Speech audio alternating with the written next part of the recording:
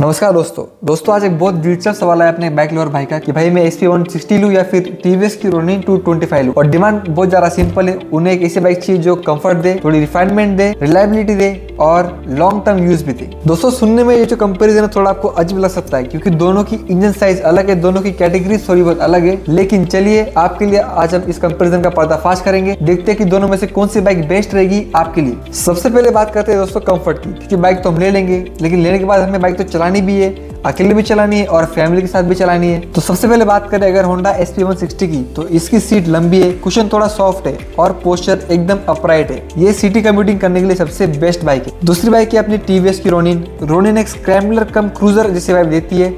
इसके foot PECS थोड़े आगे है और सीट हाइट थोड़ी कम है। इसमें आपको बेस्ट यूएसडी फॉक्स मिलेंगे, खराब रास्तों को मक्खन की तरह झेल लेंगे। ये व्हील एंड कंफर्ट भी एक्सीलेंट है और SP160 से काफी मोटी और काफी चौड़ी इसकी सीट है। और अगर आप इस बाइक के ऊपर बैकरेस्ट लगा लोगे तो भाई एकदम कंफर्टेबल क्रूजिंग मोटरसाइकिल आपके लिए बन जाएगी। SP160 का सीट कंफर्टेबल है लेकिन रोनिन से कम और थोड़ा पतला भी। रोनिन में आपको काफी वेल कुशन और थोड़ा मोटा सीट मिलता है। तो लॉन्ग टर्म यूज और कंफर्ट के लिए रोनिन के यूएसडी शॉकअप्स जो मक्खन की तरह खड्डों को छेल लेंगे वो SP160 को काफी हद तक ओवरटेक कर लेते हैं। तो लगभग 40-50 किलोमीटर अगर आप कम्यूटिंग करना चाहते हो तो आपको SP160 से काफी बढ़िया कंफर्ट मिलेगा। लेकिन उसके ऊपर अगर आप जाओगे तो बेशक रोनिन 225 आपको बढ़िया कंफर्ट प्रोवाइड करेगी। सेकंड पॉइंट भाई ने पूछा है रिलायबिलिटी के बारे में। अब दोस्तों गाड़ी तो लेनी है और ये जो रिलायबिलिटी जो टर्म होता है ये आपको मैटर करता है 5 से साल के बाद बाइक को यूज करने के बाद, कि उस टाइम भी जो बाइक आपको अभी कंफर्ट दे रही है, जो आपको माइलेज दे रही है, जो आपको सर्विस दे रही है, क्या वो उतने टाइम उतने पीरियड के लिए और उस पीरियड के बाद भी आपको कंटिन्यू दे पाएगी। तो ये टर्म आता है अपना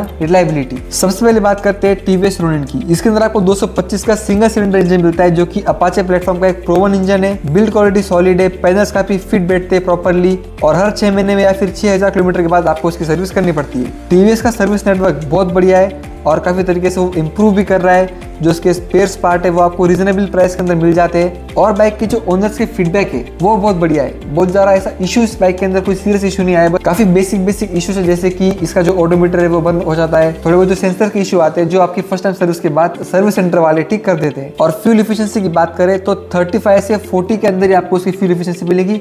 मैक्सिमम 43-44 आप इससे अचीव कर सकते हो, उसके ऊपर ये बाइक आपको एवरेज नहीं देगी। तो टीवीएस ने बिल्ड क्वालिटी पर बहुत बढ़िया काम किया है। रोनिन का पेंट फिनिश और स्विचेस काफी प्रीमियम है, लेकिन होंडा का जो ट्रैक रिकॉर्ड है उसे बीट कर पाना टीवीएस के लिए अभी भी बहुत मुश्किल है। अब बात करें SP160 की, तो भाई ये तो होंडा है, रिलायबिलिटी का दूसरा नाम। 160 सीसी का इंजन, होंडा का legendary refinement, build quality top notch, panel switches everything काफी आपको प्रीमियम फील देगा। सर्विस नेटवर्क पूरे इंडिया में सबसे ज्यादा स्ट्रॉन्गेस्ट है, हर गाँव में मैकेनिक मिलेगा, स्पेयर्स पार्ट इजी अवेलेबल है और अफोर्डेबल भी। और ओनर्स के फीडबैक की बात करें तो लोग 10 साल इस बाइक को चलाने के बाद भी इस बाइक से खुश है और इस बाइक की जो रीसेल वैल्यू है वो बहुत ज्यादा प्रीमियम है। और सबसे बेस्ट पॉइंट दोस्तों इसका फ्यूल इफिशिएंसी, जहां रोनिन आपको 45 से कम एवरेज देगी, ये बाइक आपको 50 से 55 के बीच का एवरेज देगी।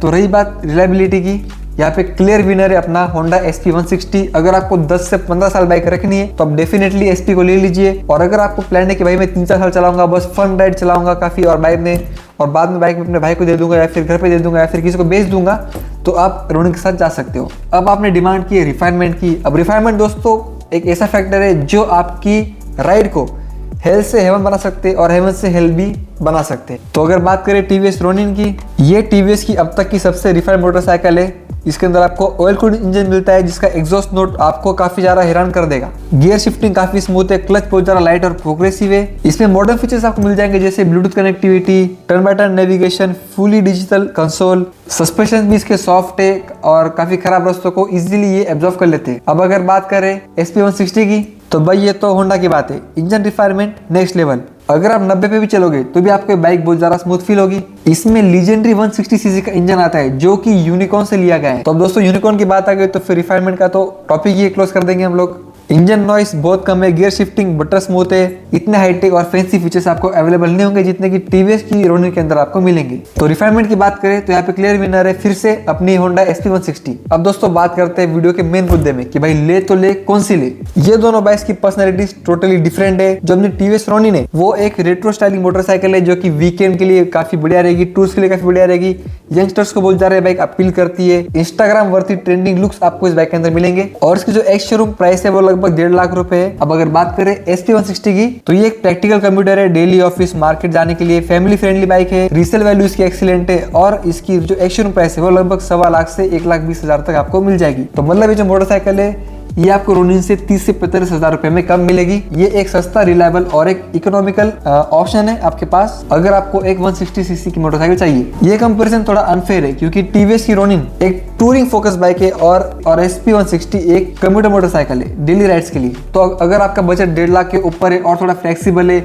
और आप वीकली राइड्स करने वाले हो, लॉन्ग टूर्स भी कर सकते हो और कंफर्ट और स्टाइल आपकी टॉप प्रायोरिटी है, तो आप ले लीजिए टीवीएस की रोनिन। और अगर डेली कम्यूटिंग आपकी टॉप प्रायोरिटी है और फ्यूल इफिशिएंसी आपके लिए बहुत इंपॉर्टेंट है भाई, माइलेज आप बोलते हो भाई मुझे नहीं भाई मुझे ऐसी गाड़ी चाहिए जो मुझे 45-50 के ऊपर ही एवरेज दे, रिलायबल चाहिए, रीसेल वैल्यू भी चाहिए, आपको लॉन्ग टाइम इसको यूज भी करना है, तो आप आग बंद करके ले लीजिए Honda Shine SP160। So for daily office, daily commuting 30-40 kilometre in city, go for SP160 and for occasional rides, long tours. और भाई अगर मैं सीधी भाषा में बोलूं, अगर आपको सिटी के बाहर जाना है, अगर आपको गांव जाना है, अगर आप महीने में 2-3 बार गांव जाते हो, ओकेशनली गांव जाते हो, लॉन्ग ट्रिप्स करते हो, तो भाई SP165 में थोड़ा पैसा डाल के आप ले लीजिए रोनिन। क्योंकि दोस्तों सिटी में आप चलोगे, आपको दोनों बाइक्स के ऊपर ट्रैफिक के अंदर 40 पे चलना है। अभी सीधी सी बात है, अगर आप 40 पे चल रहे हो तो एक बाइक आपको ट्रैफिक के अंदर 40 का एवरेज देगी और वही दूसरी बाइक आपको 20 का एवरेज देगी। तो इतना फर्क आता है। और वही अगर आपको हाईवे पे जाना है 100-150 किलोमीटर दूर, तो वही आपको जो होंडा की बाइक है वो आप 80-90 पे आप थोड़ा बहुत थक जाओगे लॉन्ग टर्म में, लेकिन जो रोनिन है वो आपको पीस ऑफ माइंड देगी, वो आपको कंफर्ट देगी, आपको चलाने में मजा आएगा, लेकिन कहाँ पे, हाईवे के ऊपर, हाई स्पीड्स के ऊपर। तो ये थोड़ा फर्क आता है। तो इन बातों को समझ के जो आपके लिए बेस्ट रहेगी उस बाइक को चूज करना। और हमें कमेंट के अंदर जरूर बताना दोस्तों कि दोनों में से अपने अपने यूज केस के हिसाब से कौन सी बाइक आपको बेस्ट लगती है और क्यों, ताकि जो भी व्यूवर्स, जो भी ऑडियंस इस वीडियो को देखेगी, इसके कमेंट पड़ेगी और अपने अपने राय वो शेयर करेगी, अपने व्यूज पे शेयर करेगी, ताकि उनको काफी बेटर आइडिया आपके कमेंट से मिल सके। तो राकेश भाई, मैं आशा करता हूँ कि मैंने आपके कमेंट का सही जवाब दिया होगा। अगर आपको वीडियो अच्छा लगा तो वीडियो को लाइक जरूर करना और दोस्तों चैनल को सब्सक्राइब करो। और कोई भी आपका डाउट है तो मुझे कमेंट में डालो, मैं फिर से आपके हर डाउट का वीडियो बना के स्पेशली यूनिक रिप्लाई दूंगा। तो वीडियो को लाइक जरूर करें और जल्दी मिलते हैं एक और रिप्लाई के साथ, एक और नए वीडियो के साथ। तब तक के लिए drive safe and take care.